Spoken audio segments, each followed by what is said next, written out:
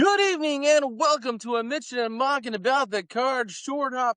I'm Mitchell and joined as always by the owner and proprietor of the Superstition Ranch there in Chandler, Arizona, where tonight only if you dress like an astronaut, you get in for free. He is the mouth of the West, Tyrell Mock. Tyrell, did you watch the space shuttle launch today? I did not. I'd forgotten all about it until I heard somebody, say that, at work they heard it, and I was like, "Did not know about it." 50 years since we went around the moon. Wow. Yeah, a Wow. generation and change. Yeah. Okay. So my question for you is, I dated an illegal once, like an illegal alien. Does that make me an astronaut? You probably have been places some other people haven't, so yes. I will take that. Uh, we watched in my classes today. We watched a lot about it. I kind of tied it in with the STEM technology, and astronaut means like space explorer. I was hoping it kind of meant like space pirate. So that would be kind of cool. I'd be a space pirate, Yeah, absolutely, I love that. mostly just because I like to drink rum. But that's beside the point. "Where's all the rum gone?" Why is the rum always gone?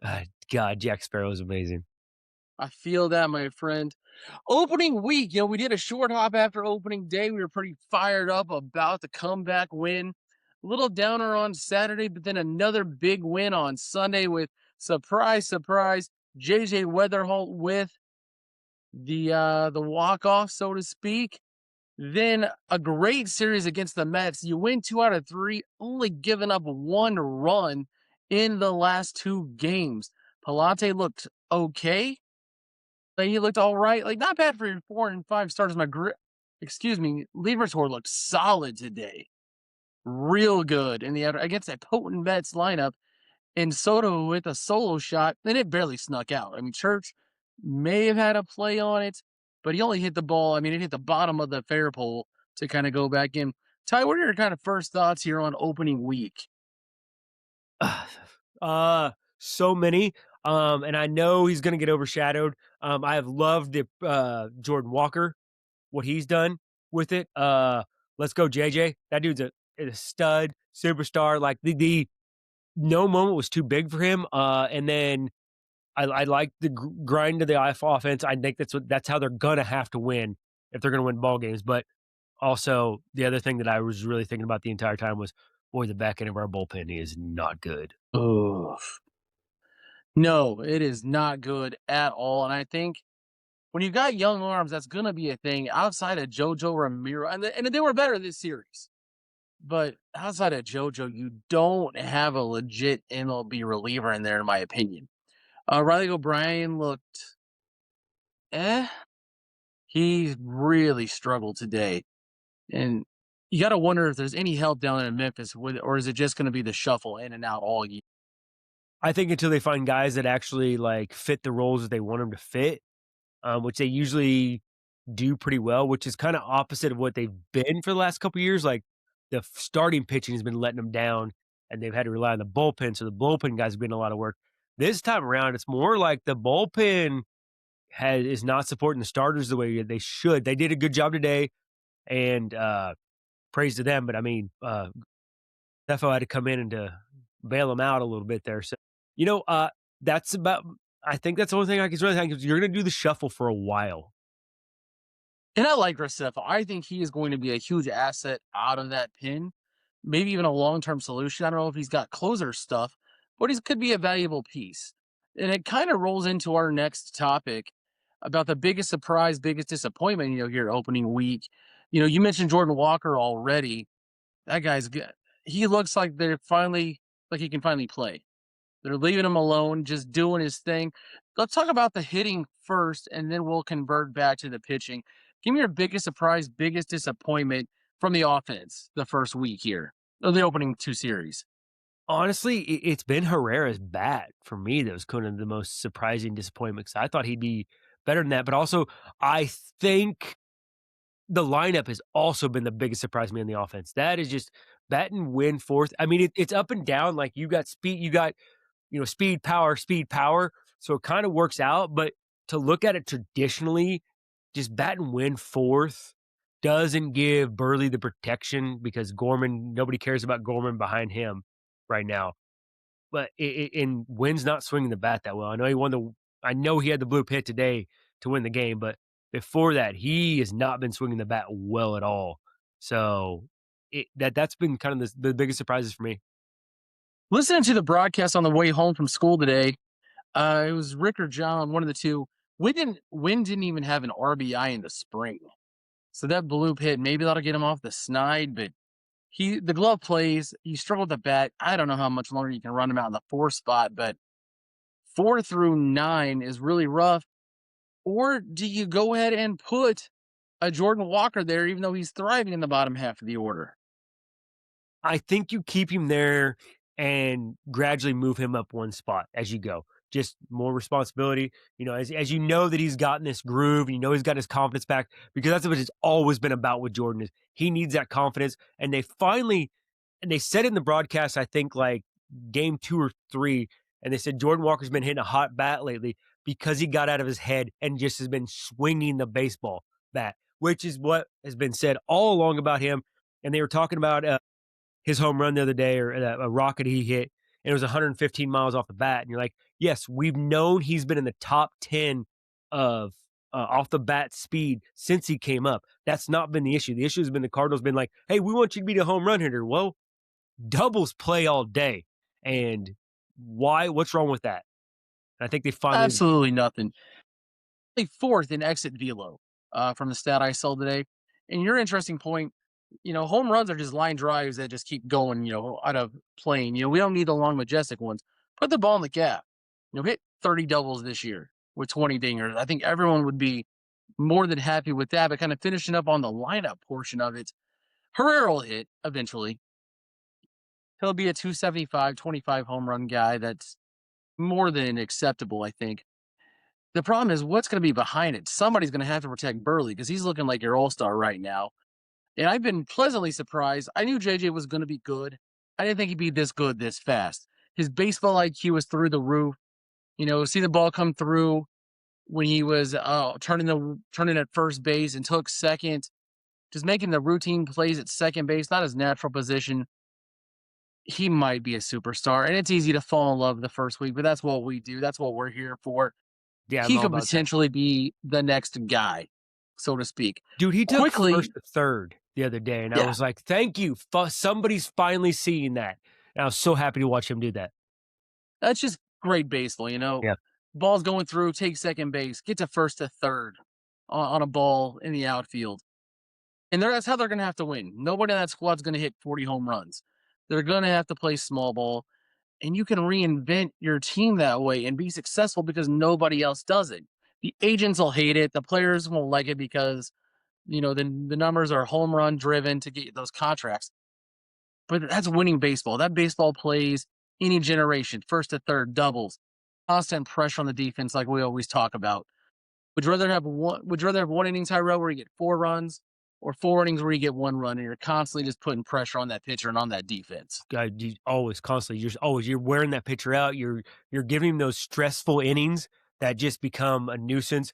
You get to that bullpen faster because those bullpen guys, well, usually always great because that's one of they know their Achilles heel, so they usually load up on the bullpen.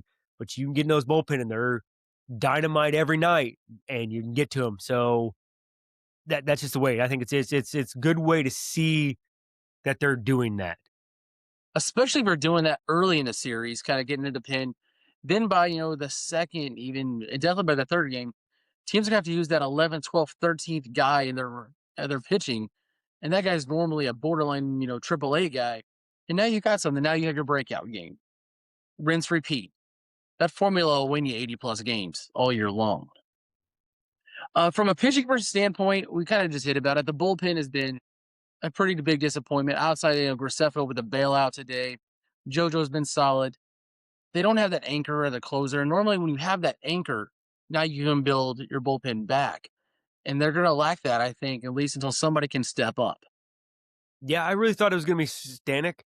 Because the way he came out was fiery, but he walks too many guys. He's just all over the place, and somehow probably already lost his confidence. But yeah, I don't know who the closer is going to be. I agree. I thought it was going to be Riley O'Brien because they kind of went that way the other night with him, And I was like, "Okay, I can get behind this because it might be that next man up, but somebody eventually grabs that bull by the horn and goes, I'm the closer."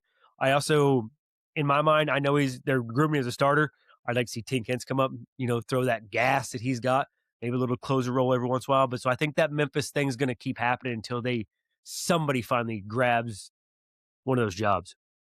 And there's a day off tomorrow. Do you see them making a move out of the pin, eliminate Chris Roycroft has looked terrible Horrible. this first couple times out, and like he can't find the strike zone if he fell out of a boat at this point. Like it's bad. I don't know who you bring up, to be honest with you. I don't know the Do Memphis you roster that bring well. Dick Fitz up and use him under the pin? That it's not a horrible, sorry, I forgot to mute my phone. It's not a horrible idea. I mean, they're trying to keep him as a starter for that case of emergencies. They've always got like that fifth, sixth starter that they think about down there in the triple A. So maybe it'd be kind of fun to see Dick Fitz come up here and throw a 99, being like, "What's up, I'm Dick Fitz," and just rock and rolling. The name for a closer, Oh, man. yes. They're missing opportunities left and right. Speaking of pitching, Hunter Dobbins also started his rehab. That's another name that's going to be up in about 30 days. So there's help possibly down there. And be curious, is Tink starting in Memphis or is he out of the pen? He's starting right now. I I did think not that's what I see what saw he the other did his day. first time out. Yeah. I think the other day was his first time out. So he had his first, he's in AAA now. So we'll see. I don't know. I've just always, I like his name too, Tink Hence. Like, I just have been fascinated with him since he got in but I also knew he's probably going to be the Anthony Reyes too. So, I mean, why get excited about one of those guys? Another great bullpen name, Tink. You got Tink and Dick in the pen. Like, Oh, come on. oh, goodness gracious. License to print money. Ivan Herrera has caught 2 games, Tyrell, out of the first 5, which is interesting in the regards. His current catching ERA is 0. He's calling some games back there. Hell of a job. 2 questions for you. Who do you like long term here? Herrera versus the field. And give me to me, long term, not just this season, which is the short term, but the long term. Paez has looked god awful at the plate. And I like Paez. But also, if you're going to use Herrera as the catcher, basically essentially as the backup, and Paez as your number one, why is Pozo on the roster? It's a wasted roster spot. You're playing with 25 guys now at this point through the first 5 games, or excuse me, the first 6 games of the regular season. Yeah, I'm quite, it's a stumper right there. And I don't understand it. I get it, and I love Pozo, love him, like, he Great phenomenal last year, story. yeah, great story, was so happy with that. Um, Pies has looked horrible. The team's got an 8 ERA, like, there's, like, so many hits have been given up by this team too, like, goodness gracious, that pitching staff gave up a lot of hits to the, Diamondback or, the Rays. That was a lot of friggin' hits they got. Um, so I was really worried about that. I it's a great question, man. I really don't know why you keep Pozo on the roster. I mean, other than Jimmy Crooks is killing it down in Memphis, you want him to back up him too? Uh, I see Crooks staying in Memphis because if he's going to be the third catcher, you might as well start in Memphis and keep hitting. yeah, yeah. Um, the Are other they waiting on Are they waiting on Velasquez or Blaze Jordan to hit, and then they can move them up and give you another right-handed pop on the bench with a little more and then put Pozo over there in first base down in Memphis. Give him some playing time, make him look good, something? something. Yeah, I think they're kind of looking that way because I know they want one of those guys because they do need some pump off the bench. But I don't know, man. Like it's been weird how they've been playing that. Like they've been carrying 3 catchers all last year too, and it's weird. And I know Herrera was injured, but it just doesn't. It's an interesting development for your roster. As far as Herrera versus the field, I'm going to take the field just because I know what's coming in the rest of the league, man. Those minor leaguers we got coming up, Bernal, Rodriguez, Crooks, even like there's some gamers down there, and I think Herrera might, as he wants to be the catcher, I think he's going to be in DH no matter what. Yeah, I mean, if you can hit, you can play, especially now having a DH. And one of those 3, you're going to have 4 really if you count Herrera. Somebody's going to have to go long term. And do you hope for another year that you're kind of, as you're navigating through the rebuild, the evaluation process, that when you're ready to compete, you can flip one of those guys who's ready for a piece you need? because you're not going to be able to house all three of those dudes on the roster. Really, all four Yeah, yeah. long term. Rodriguez is the best defensively. Crook's probably the best one with a bat. Bernald is probably a step below both, but he's probably the most complete of the three. Talking young catchers. I think it's gotta be part of your plan. Yeah, I mean, it's like they kept it's been the Cardinals have always drafted weird like that. Like, they overdrafted outfielders for a long time, then they overdrafted infielders, now they're overdrafted catchers. It's very weird how they do that sometimes, and organizations will do that. And then they're hitting on them a little bit, or feel like they are. I think they have to be a trade chip at some point, for maybe that it's that mid 28, put us over the hump. We're going into the All-Star game. We need a starter to put us over the edge. And that's how we're going to get the playoffs type thing. I could definitely see that for sure. And again, it's been early. It's been 6 games, but you start looking at the draft classes, the last couple. Win the glove's great. The bat hopefully will come around. Burley looks like the real deal. JJ looks like a superstar. Walker is showing signs of life. Church looks like he's at worst a solid fourth big league outfielder. Victor Scott looking solid. So now you're finally starting to see some of these draft classes pay off, and eventually, hopefully, it'll get there. Hell, Kind of moving along. isn't the entire the other day roster like all homegrown and the coaches are all homegrown? I mean, I don't really care about all Correct. that. Yeah. That's pretty cool. First time since, oh gosh, it was in the 90s, I think is what they said. It had been a long time, and that's always kind of cool. But if you're drafting great, then you can do it. But, and we'll kind of see. It's a long season, say just being April 1st. Couple news around the big leagues. There's two things that kind of stood out to me opening week here. The first one being, what about all these prospects getting paid? Connor Griffith, Colt Emerson out of Seattle. These guys are now getting monster contracts without an MLB at bat, Tyrell. What do you think of that? It's crazy. I get it. I get it. Teams are uh hedging their bets on their future and making sure they get their future locked up at a good price. Uh I get that. I also think it's supremely horrible on the owner's part to do this because all they are really doing is taking the power of the MLP Players Association, and we're getting ready to go into a lockout.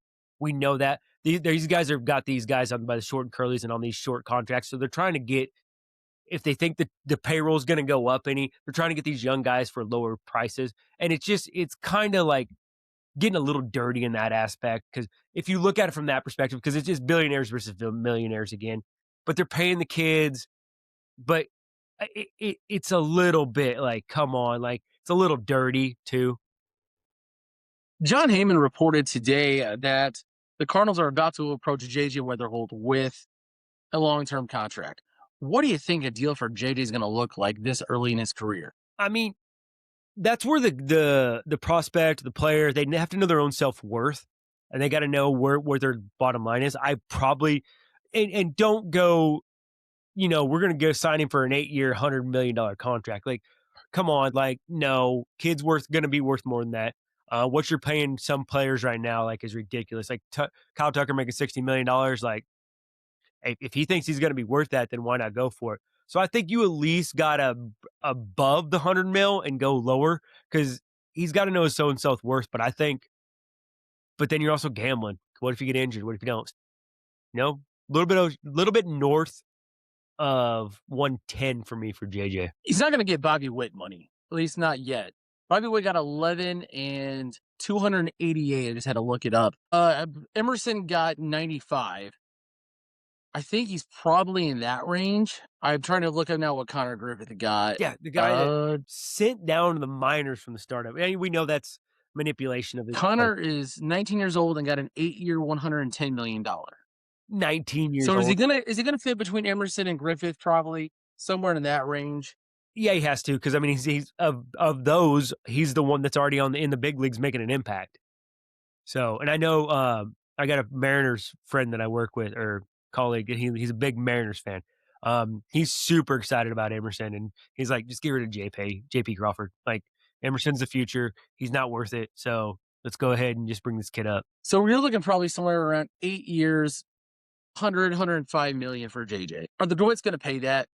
for a 21-year-old. I think they have to because they have to tell this franchise this is who we're going to work around, and that tells the fans It only this is comes the out guy. to 13 million per, by the It's way. not much, I know. That's why I'm like, you guys are just like taking these kids for their money right now in their prime years. You're taking them because you're like, hey, we can get it now. It's basically the same thing the Braves did with Ronald Acuna back in the day. Just that he had an MVP year and then they did it, a rookie of the year. And for those young guys, I mean, you're making your first round prospect money, which is okay money, but you're a chance to jump up 10, $12 million at 21 years old.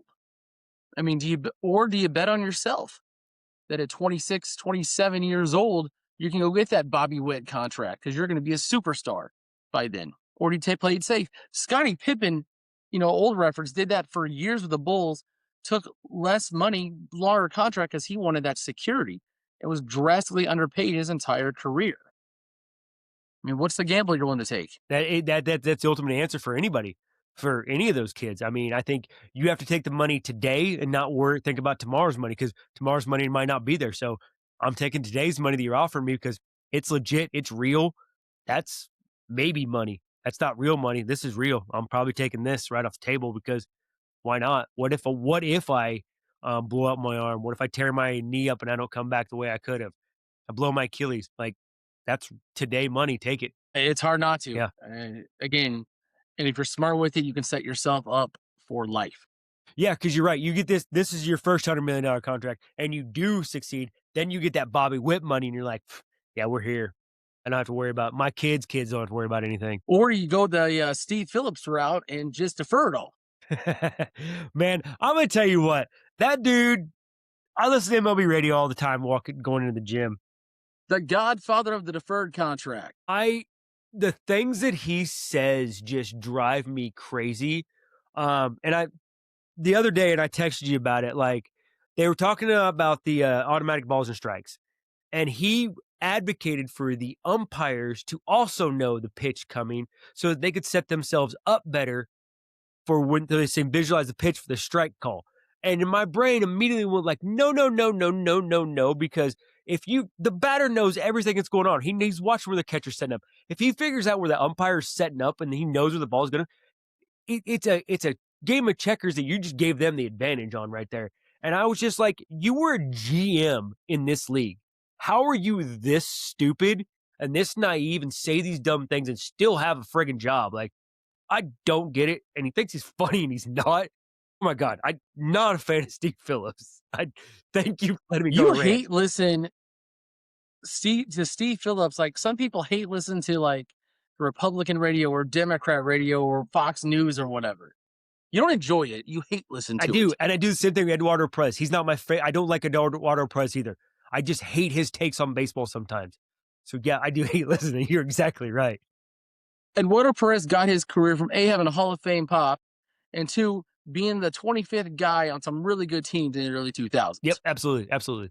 And Jock Sniffin, Pujols, and some of those other big guys during the early 2000s, being in that clubhouse and being able to like send a text message to those guys every now and then. Who's Eduardo Yeah, Perez? man. Oh, I don't remember this guy. Yeah, it Yeah. always. Oh, I don't even enjoy listening to him call a game. He used to do a lot of games with Carl Ravitch. I just don't enjoy listening to Perez's takes on yeah, baseball. yeah. He did use to do that with Ravage. Yeah, they're just a bad take all the time.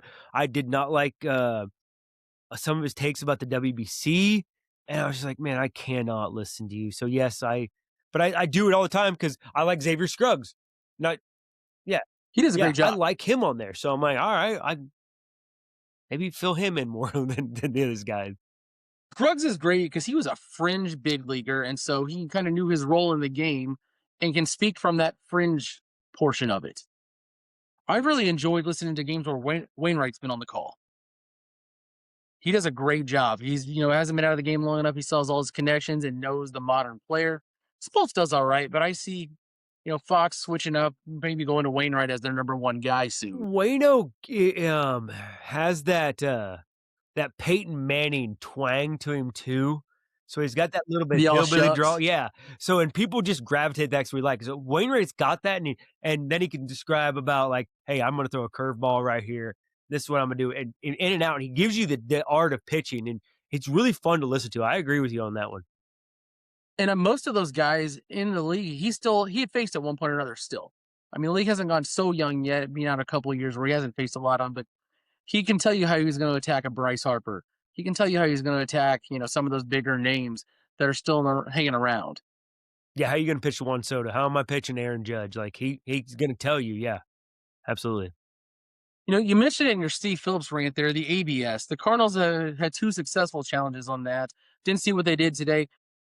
What's your kind of opinion on the ABS? Man, the umpires are right a lot of times, actually.